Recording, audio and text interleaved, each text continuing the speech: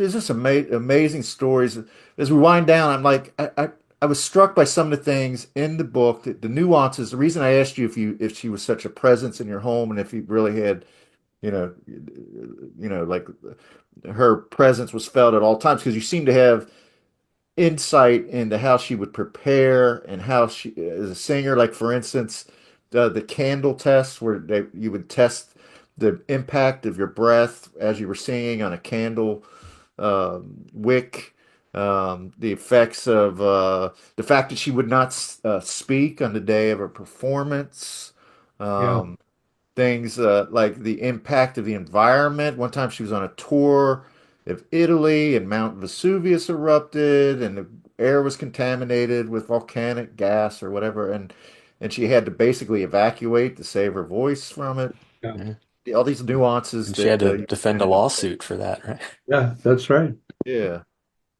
Those are fascinating angles of the book. I did thoroughly enjoy the book. Uh, There were a few, I don't know if we have much time to go through everything, but there were a few sort of principles that she taught that I think were useful. And speaking to opera in the opera world, I kind of summarized them.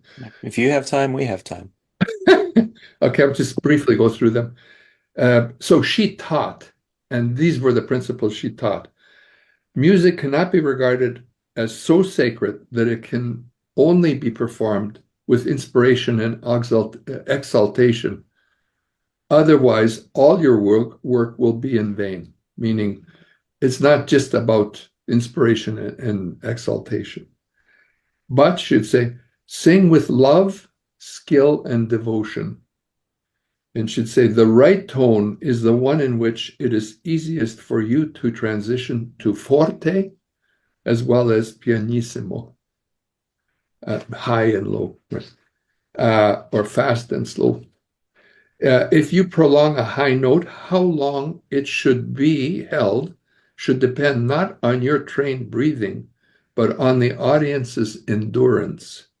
If you hold a note beyond the tolerance of the audience, your singing will never be considered professional. Every work, indeed every rehearsal, should be performed with excellence. If you know how to recite poetry, you know how to sing.